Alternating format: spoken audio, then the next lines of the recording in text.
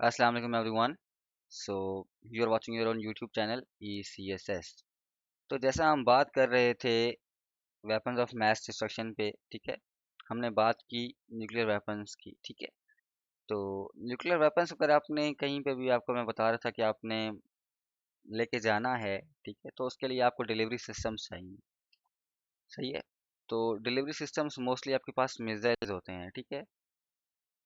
अभी जो मिसाइल्स है ना, ये हमारे पास दो टाइप के होते हैं। एक होते हैं स्ट्रेटेजिक और दूसरे होते हैं टैक्टिकल, ठीक है। स्ट्रेटेजिक कौन से होते हैं? जो लॉन्ग रेंज के लिए होते हैं, उनको आप बोलते हो स्ट्रेटेजिक मिसाइल्स या फिर स्ट्रेटेजिक वेपन्स।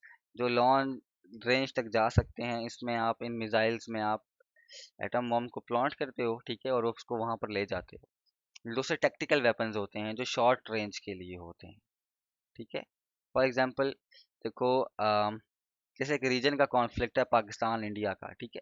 पाकिस्तान इंडिया का कॉन्फ्लिक्ट है कोई, तो इसमें पाकिस्तान को स्ट्रेटेजिक वेपन या फिर जो लॉन्ग रेंज के मिसाइल्स हैं, पाकिस्तान को उसकी ज़रूरत नहीं है, ठीक है। इंडिया साथ तो पाकिस्तान को टैक्टिकल वेपन से पाकिस्तान का काम चल जाएगा। Like was for India, India को पाकिस्तान के केस में स्ट्रेटेजिक वेपन्स की ज़रूरत नहीं है, ठीक है। टैक्टिकल वेपन से भी पाकिस्तान का मतलब इंडिया का काम चल जाएगा, क्योंकि पाकिस्तान और इंडिया एक दूसरे के साथ हैं, ठीक है। तो जो रीजनल कॉन्फ्लिक्ट होते हैं, उनमें जो स्ट्रेटजिक मिसाइल्स होते हैं वो चाहिए नहीं होते, वो नहीं चाहिए होते, ठीक है। उसके बाद जो ये स्ट्रेटजिक वेपन्स है ना, ये मोस्टली आपके पास बैलिस्टिक मिसाइल्स होते हैं। क्या होते हैं? स्ट्रेटजिक वेपन्स हो गए या जो टैक्टिकल वेपन्स हैं, ये आपके पास बैलिस्टिक मिसाइल होते हैं। इनको बैलिस्टिक मिसाइल्स क्यों बोलते हैं? इनको बैलिस्टिक मिसाइल्स इसलिए बोलते हैं क्योंकि इनकी जो आप कह सकते हो जो मूवमेंट होती है ना, वो इस तरह की होती है कि ये इस मोशन में जाते हैं, ठीक है। यहाँ से ऊपर जाएंगे, फिर एक बैलिस्टिक मोशन में ये बैलिस्टिक ग्राफ इनका बनता है। एक जो इनकी मोशन होती है, ये ऐसे होती है, इस तरह की या इस तरह की होगी या कुछ इस तरह की होगी, ठीक है। तो इस मोशन की वजह से, इस कर्व की वजह से इनको बैलिस्टिक मिसाइल्स कहा जाता है। ना जो बैलिस्टिक मिसाइल्स हैं, अगर हम स्ट्रेटजिक मिसाइल्स की बात करें, जो वेपन्स हैं, तो वो आपके पास दो तरह के होते हैं। एक, जैसा कि मैं आपको ऑलरेडी बताया कि लॉन्ग रेंज के लिए है ना, तो ये इंटर कॉन्टिनेंटल होते हैं कि आप एक कॉन्टिनेंट से दूसरे कॉन्टिनेंट तक इनको भेज सकते हो, ठीक है। तो जो इंटर कॉन्टिनेंटल होते हैं उनको आप कहते हो inter continental ballistic missiles, ICBMs, ठीक हो गया। ये बैलिस्टिक मिसाइल्स हैं जो कि इंटर कॉन्टिनेंट यानी कि एक कॉन्टिनेंट से दूसरे कॉन्टिनेंट तक जा सकते हैं। रशिया, अमेरिका, चाइना, इनके पास ICBMs हैं, कैपेबिलिटीज ये वाली हैं। ऐसे मिसाइल्स हैं जो बहुत दूर तक जा सकते हैं, या फिर ऐसे स्ट्रेटजिक वेपन्स हैं जो बहुत दूर तक जा सकते हैं, ठीक है। और दूसरा आपके पास फिर होते हैं सबमरीन लॉन्च्ड बैलिस्टिक मिसाइल्स। दूसरे क्या हैं? सबमरीन लॉन्च, जो आप सबमरीन से, ओशन से आप लॉन्च कर सकते हो, ठीक है। तो इस दो तरह के आपके पास मिसाइल्स होते हैं। सही हो गया। उसके बाद दूसरे आपके पास होते हैं क्रूज मिसाइल्स। हमने अभी क्या पढ़ा था? बैलिस्टिक मिसाइल, ठीक है, कि वो हमने पढ़ा कि भाई ये इंटरकॉन्टिनेंटल होते हैं, लॉन्ग रेंज के लिए होते हैं। अब देखो, अगर फॉर एग्जांपल मैंने, देखो जितना मैं ऊपर फेंकूंगा तो ये उतना दूर जाएगा ना, ठीक है। मतलब अगर आपने इसको, कोई एक इंटरकॉन्टिनेंटल बैलिस्टिक मिसाइल है, अगर आपने उसको दूर पहुंचाना है किसी दूसरे कॉन्टिनेंट में, तो उसको आपको ऊपर फेंकना पड़ेगा। जितना दूर फेंकोगे उस तभी ये मोशन कंप्लीट करेगा ना, ठीक है।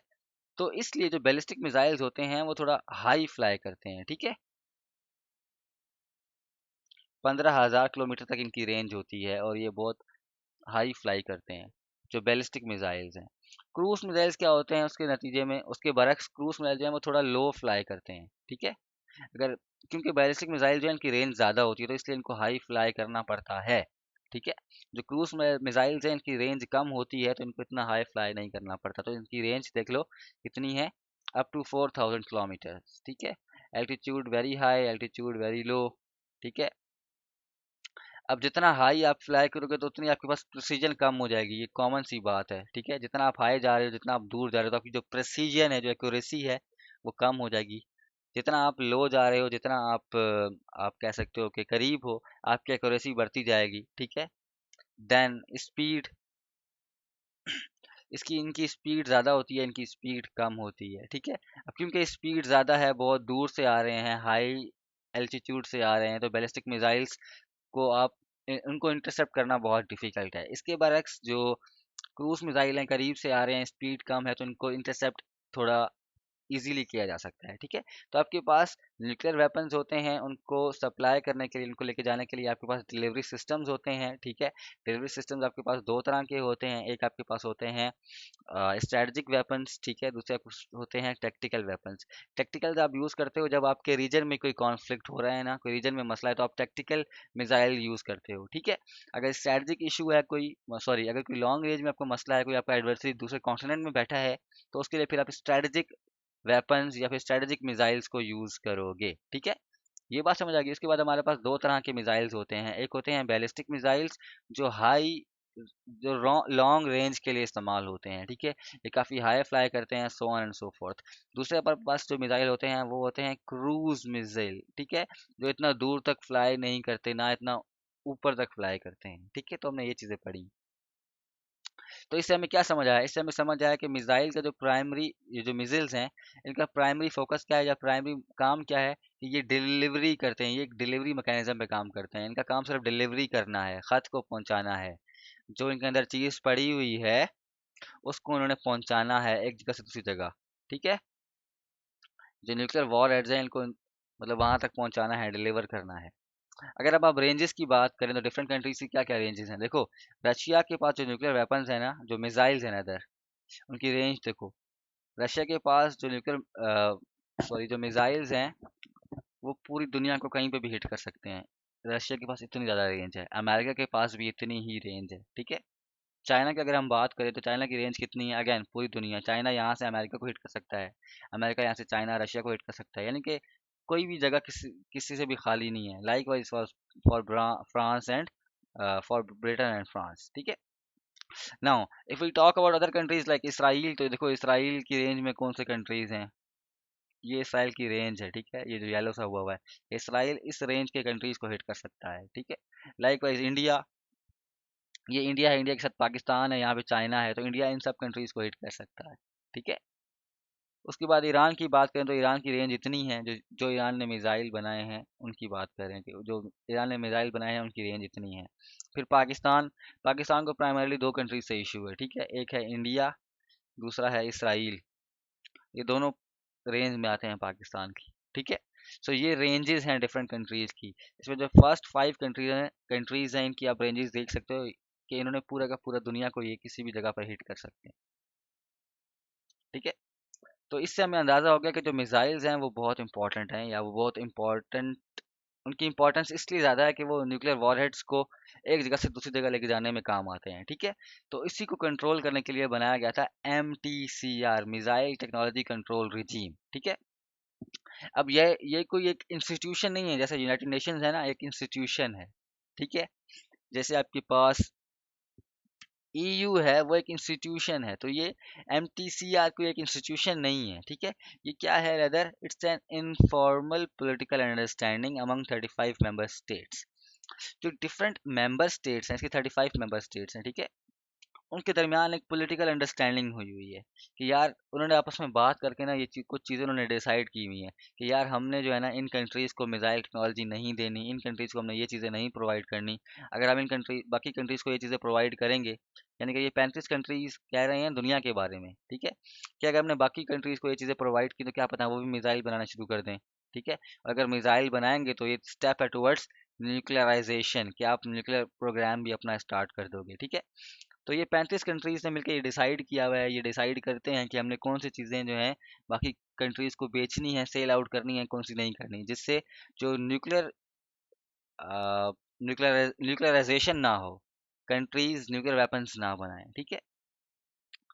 और ये जो MTCR है, it was founded in 1987 by G7 countries, ठीक है, इसके अभी तक 35 मेंबर हैं। अब ये MTCR का फंक्शन क्या है, तो क्या है कि सिंपल है कि limit the proliferation of missile and missile technology. Proliferation का मतलब होता है अ, जैसे मतलब बढ़ावा देना या एक्सपैंड कर देना, जैसे एक कंट्री के पास न्यूक्लियर वेपन्स आए, फिर दूसरे के पास आए, फिर तीसरे के पास आए, तो ये क्या हो रहा है, ये प्रोलिफरेट हो रही है चीज, न्यूक्लियर वेपन्स प्रोलिफरेट हो रहे हैं, ठीक है, बढ़ बढ़ रहे हैं। तो एमटीसीआर का क्या काम है कि एमटीसीआर ने जो प्रोलिफरेशन है मिसाइल्स की, उसको लिमिट करना है, उस मिसाइल्स के बढ़ाव को रोकना है दुनिया में, ठीक है। बाय कैसे? By controlling the exports of goods, कि भाई हम ऐसी जो गुड्स जो काम आती हैं मिसाइल बनाने में, हम उनको कंट्रोल करेंगे। ये 35 कंट्रीज को कह रहे हैं, कौन से कंट्रीज? जो एमटीसीआर के मेंबर्स हैं, ये वो 35 कंट्रीज बोल रहे हैं कि हम मिसाइल टेक्नोलॉजी जो है उसको, उसके प्रोलिफरेशन को हम रोकेंगे। इस तरह रोकेंगे कि जो भी कंट्रीज एक्सपोर्ट कर रहे हैं, हम चेक करेंगे कि क्या वो एक्सपोर्ट ऐसी तो नहीं है जो आगे मिसाइल के काम आए, ठीक है। और इन एमटीसीआर का जो प्राइमरीली फोकस है वो दो चीज़ों पर है, एक रॉकेट्स पर, दूसरा अनमैन्ड व्हीकल स्पेस को आप ड्रोन्स भी बोलते हो, ठीक है। अब एक चीज़ याद रखना कि जो एमटीसीआर है ये ट्रीटी नहीं है, ये एक पॉलिटिकल अंडरस्टैंडिंग है, बहुत फर्क है इस चीज़ में, याद रखना, ठीक है। तो इस वजह से इस पे ना काफ़ी क्रिटिसिज्म कह लो, या इसके लिए काफ़ी चैलेंजेस हैं। वो इस तरह से हैं कि क्योंकि अभी कोई फॉर्मल इदारा नहीं है, एक पॉलिटिकल अंडरस्टैंडिंग है, तो कोई भी कंट्री किसी भी कंट्री को सपोर्ट कर सकता है, कोई भी कंट्री इस ग्रुप की जो है ना वायलेशन कर सकता है, ठीक है। और ऐसा ही हुआ, चाइना, ऑल्दो चाइना जो है, चाइना ने वर्बली ये कहा हुआ है, ठीक है। चाइना ने वर्बली कहा हुआ है कि हम एमटीसीआर के मेंबर हैं, समझ लो कि हम उस एमटीसीआर की जो पॉलिसीज है हम उसको अडेयर करते हैं। उसके बाद भी, उसके बावजूद भी चाइना ने 2007 में सऊदी अरेबिया को मिसाइल टेक्नोलॉजी सेल की थी, बेची थी, ऑल्दो नहीं कर सकता चाइना ये, ठीक है, लेकिन चाइना ने फिर भी किया, ठीक है। क्योंकि मिसाइल जो भी टेक्नोलॉजी उसकी सेल हो रही है नहीं हो रही, वो तो एमटीसीआर डिसाइड करती है। और एमटीसीआर के मुताबिक जो 35 कंट्रीज हैं आपस में, हम वो एक दूसरे को सेल कर सकते हैं, लेकिन बाकी कंट्रीज को सेल नहीं कर सकते, ठीक है। लेकिन उसके बावजूद चाइना ने मिसाइल सेल किए केएसए को। अच्छा, यहाँ पर जो मैं कह रहा हूँ ना कि 35 कंट्रीज बाकी को सेल नहीं कर सकते, उसका ये मतलब नहीं कि बिल्कुल सेल्स पे पाबंदी है, नो। एक थ्रेशोल्ड सेट है कि भाई आप, आई थिंक 300 kg ऐसा मटेरियल, ये यार लिमिट्स देख लेना, मुझे इससे याद नहीं है, गलत हो जाएगा। ये लिमिट्स देख लेना कि एक थ्रेशोल्ड सेट है कि आप किसी भी कंट्री को सेल कर सकते हो टेक्नोलॉजी, लेकिन उसमें कुछ लिमिट है कि 300 kg का हो या 500 kg तक वो पे लोड उठा सकता हो, इस तरह कुछ है, ठीक है। तो तो मैं कह रहा हूँ कि इसमें वॉयलेशंस होती हैं, जिसके लिए बहुत बड़ा चैलेंज है, ठीक है। और दूसरा, सिर्फ 35 मेंबर्स हैं, बाकी कंट्रीज इसके मेंबर्स नहीं हैं, इंक्लूडिंग पाकिस्तान, जो कि खुद एक न्यूक्लियर वेपन स्टेट है, ठीक है। तो ये भी एक चैलेंज है इसके लिए।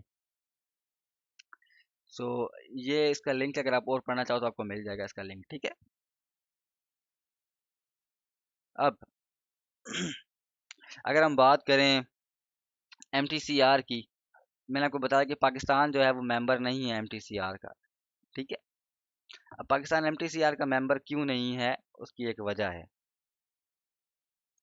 उसकी वजह यार देखो ये है कि जो एमटीसीआर है ना, मिसाइल टेक्नोलॉजी कंट्रोल रिजीम। अच्छा, इससे पहले ये जानते हैं कि एमटीसीआर अगर अगर पाकिस्तान उसका मेंबर बनता है तो पाकिस्तान को क्या फ़ायदा होगा।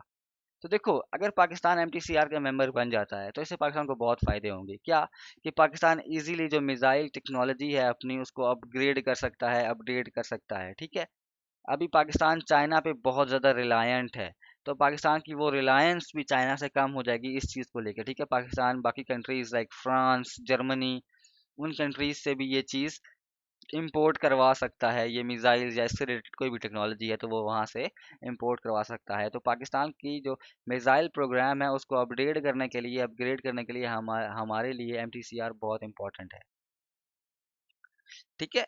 सो अब हम चाह रहे हैं कि एमटीसीआर का मेंबर बने, हिस्सा बने, लेकिन जो एमटीसीआर है ना, इसका इसका हिस्सा बनने के लिए जो 35 कंट्रीज वहाँ पे मौजूद हैं, उन सब की रजामंदी ज़रूरी है, उन सब का कंसेंसस ज़रूरी है।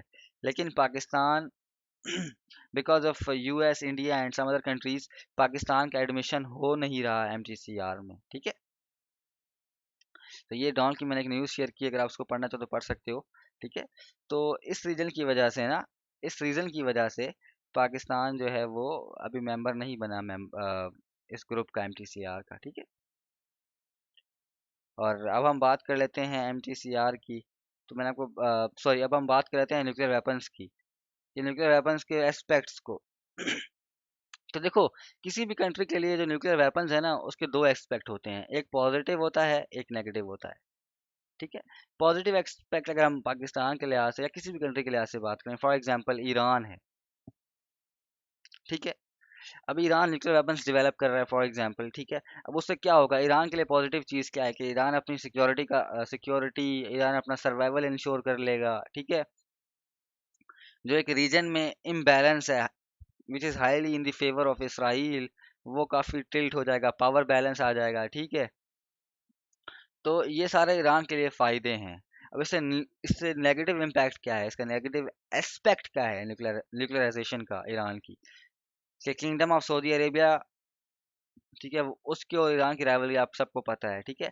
तो जो मोहम्मद बिन सलमान हैं, उन्होंने कुछ अर्सा पहले ही ये बात बोली थी कि अगर ईरान न्यूक्लियर वेपन्स बनाता है तो सऊदी अरेबिया भी न्यूक्लियर वेपन्स बनाएगा, ठीक है। तो क्या हो रहा है, एक कंट्री अगर न्यूक्लियर वेपन डेवलप करता है तो दूसरा भी करेगा। इस सब के पास क्या हो रहा है, दुनिया में दोबारा से न्यूक्लियराइजेशन स्टार्ट हो रही है, ये एक बहुत बड़ा इसका नेगेटिव इम्पैक्ट है। दूसरा, it could lead to arms race, कि इससे क्या हो सकता है, आपके पास आर्म्स रेस बन सकती है। आर्म रेस का मतलब होता है कि फॉर एग्जांपल ए कंट्री है, बी कंट्री है, ये दोनों आपस में एडवर्सरीज हैं। अब ए ने कोई एक टेक्नोलॉजी बना ली है, ठीक है। तो अब बी को इससे थ्रेट परसेप्शन हो रही है, इससे इनसिक्योरिटी फील हो रही है, तो बी क्या करेगा, बी भी वेपन बनाएगा। अब ए को बी से थ्रेट होगा, तो बी पर ए अपने लिए एक और वेपन बनाएगा, कोई एक और मॉडर्नाइज्ड वर्जन, एक अपग्रेडेड वर्जन। बी क्या होगा, बी को फिर थ्रेट इससे फील होगा, ठीक है, सिक्योर। तो बी क्या करेगा, फिर बी और ज्यादा मॉडर्नाइज्ड किस्म के वेपन्स बनाएगा। इससे क्या होगा, ये एक रेस लग गई है कि, ठीक है, इस चीज को आप बोलते हो आर्म रेस। तो इससे क्या हो सकता है कि मिडल ईस्ट में आर्म रेस भी स्टार्ट हो सकती है। यहाँ से ईरान न्यूक्लियर वेपन्स डेवलप कर सकता है, वहां से इसराइल कर सकता है, वहां से किंगडम ऑफ सऊदी अरेबिया कर सकता है। तो ये काफी खतरनाक सिचुएशन हो जाएगी, ठीक है। तो इस वजह से जो न्यूक्लियर वेपन्स हैं, इसके पॉजिटिव एस्पेक्ट भी होते हैं, नेगेटिव एस्पेक्ट भी होते हैं। So I think it's enough for today. तो ये हमारा था लेक्चर 2। लेक्चर 3 में हम इंशाल्लाह फिर अब एनपीटी के बारे में पढ़ेंगे। Thank you very much, stay blessed, अल्लाह हाफिज़।